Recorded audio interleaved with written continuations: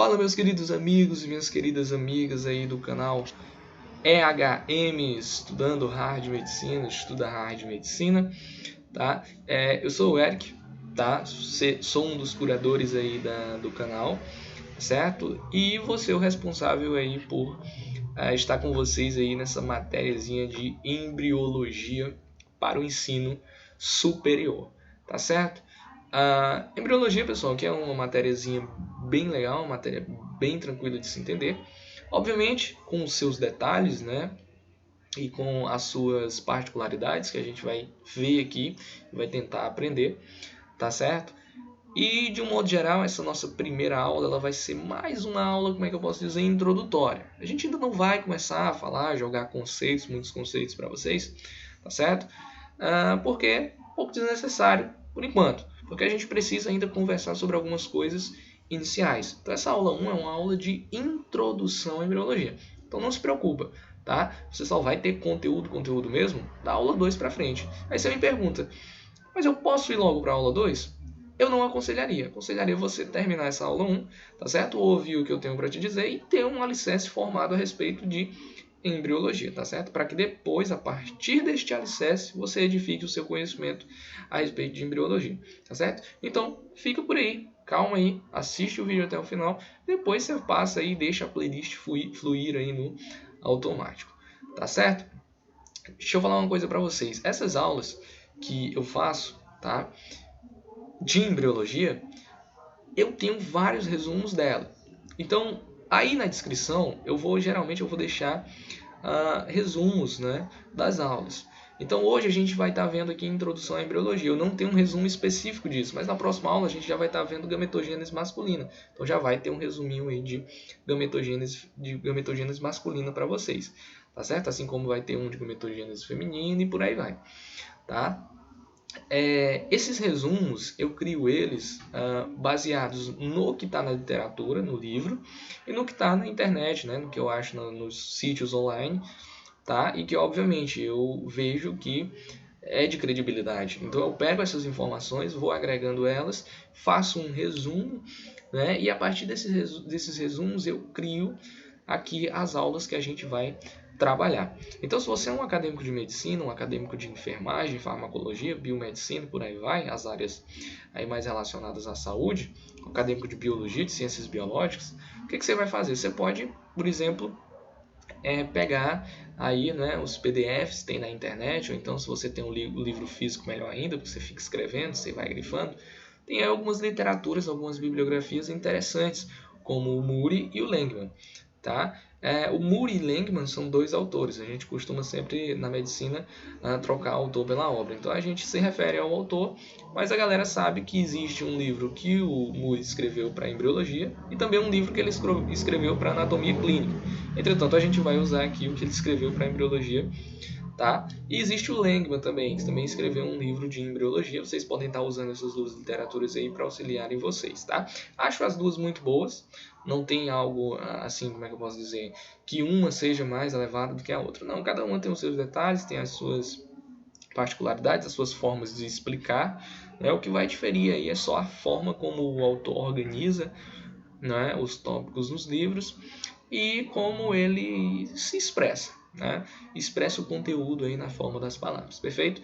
Mas de um modo geral, ambos são muito bons, perfeito? Então vamos seguir aqui adiante no que a gente tem para falar de embriologia, perfeito?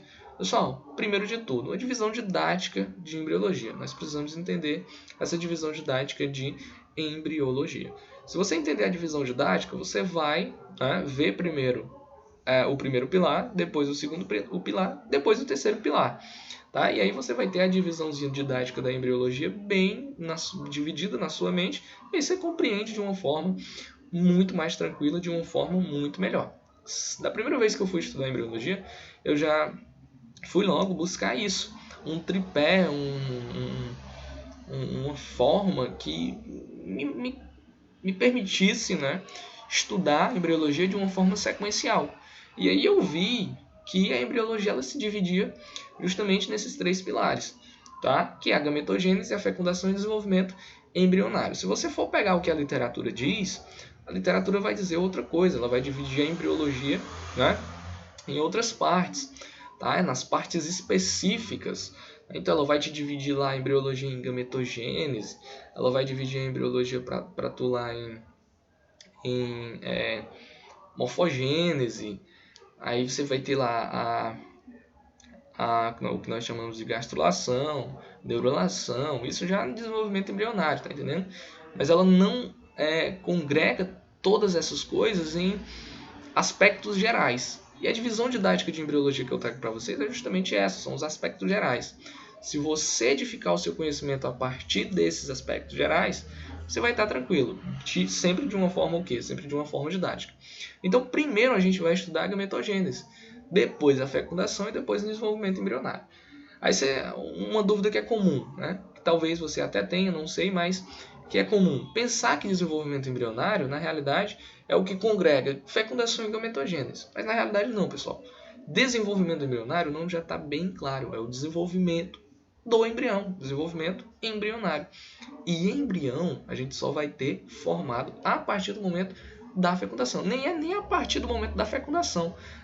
É lá na frente, depois da implantação, quando o blastocisto se implanta e por aí vai. A gente vai ver isso, não se preocupa. Tá? Mas lá na frente é que você vai ter o surgimento do embrião, muito lá para frente. Tá certo? Então vão ter vários estágios antes de chegar no embrião. Tá certo? Quando chega no embrião é que a gente fala em desenvolvimento embrionário. Tá certo? Eu vou mostrar para vocês quando é que a gente já chama, e a gente já pode considerar aquilo como um embrião. E depois, quando que a gente vai poder considerar como um feto, tá? Embrião e feto são coisas distintas, mas vamos deixar isso aí mais para frente, você vai ver aí na playlist, tá? Pessoal, introdução à embriologia é a nossa aula, perfeito? Introdução à embriologia. Embriologia, pessoal, é uma palavra que vem do grego, tá certo? Embrio, que quer dizer embrião, e logia, que quer dizer estudo. Então, de uma forma lógica, se a gente fosse associar as palavras, seria o estudo do embrião. Mas o que é um embrião, Eric? O embrião, pessoal, é uma palavra que também vem do grego e quer dizer embrion. Aliás, vem do grego embrion e quer dizer qualquer ser em desenvolvimento. Então, entenda. Embriologia é o estudo do embrião. Porém, embrião vem do grego e quer dizer qualquer ser em desenvolvimento. Portanto, na lógica, se a gente vai associar, embriologia é o estudo de qualquer ser em desenvolvimento. Então, embriologia é o estudo de qualquer ser em desenvolvimento. Entretanto, a gente não vai estudar qualquer ser em desenvolvimento. A gente vai estudar o desenvolvimento embrionário humano, tá certo? Então, a gente vai estudar a embriologia humana, tá certo? Essa embriologia humana, ela é muito parecida com a embriologia de outras espécies que fazem parte de um mesmo filo, do filo Chordata, do qual nós, seres humanos, fazemos parte. E aí, por exemplo, nós temos o Amphiox. O Amphiox, o desenvolvimento embrionário do Amphiox, é muito parecido com o desenvolvimento embrionário humano. Daí, por exemplo, o desenvolvimento embrionário de uma vaca também ser muito parecido com o desenvolvimento embrionário humano. Por quê? Porque fazem parte do mesmo filo, do filo Chordata, tá certo? Entretanto, apesar de serem desenvolvimentos embrionários parecidos, a gente vai se fixar só o desenvolvimento embrionário humano, tá certo? Tanto é que lá na frente, na quarta, quinta semana do desenvolvimento embrionário, a gente não consegue distinguir ainda o embriãozinho lá, se ele é um embrião de uma vaca ou se ele é um embrião que está ali sendo gestado por uma mulher, tá entendendo? Por quê? Porque os desenvolvimentos são semelhantes. A partir da quinta, lá na sexta, sétima, oitava semana, é que a gente já vai identificar que realmente está se desenvolvendo ali um humano, tá certo? Mas até a quarta semana a gente ainda não consegue ver isso, perfeito? A gente vai entrar na gametogênese logo mais, porém, nas gametogêneses específicas, Porém, eu queria dizer logo, adiantar isso aqui para vocês. Que é o quê? A divisão da gametogênese. A gente divide a gametogênese em quê? Na gametogênese masculina e na gametogênese feminina.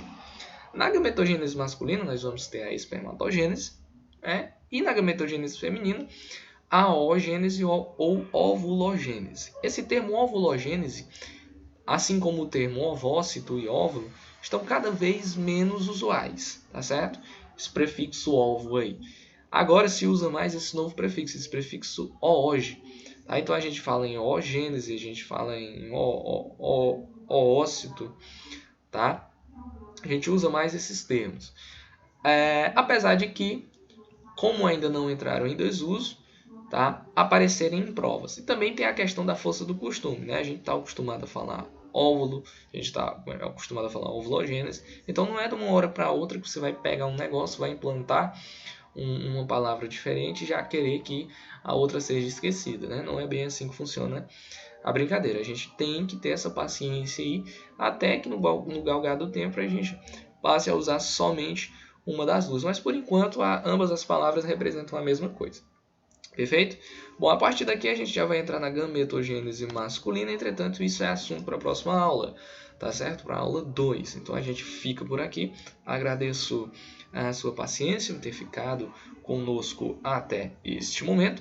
Se não for pedir muito, deixa seu like no vídeo, compartilha com seus amigos, também acadêmicos, tá certo? Com seus amigos que pretendem cursar aí o mesmo curso que você está fazendo, para você mostrar para eles aí, dar uma ideia de como é que vai ser a brincadeira daqui para frente, tá certo? E para você também que tem curiosidade, né? Às vezes o camarada tá no ensino médio, tá vendo embriologia, quer se aprofundar um pouco mais, então vai pegar um pouco da embriologia do ensino superior aí, tá certo? Então é isso, pessoal. Até um próximo encontro. Tchau, tchau.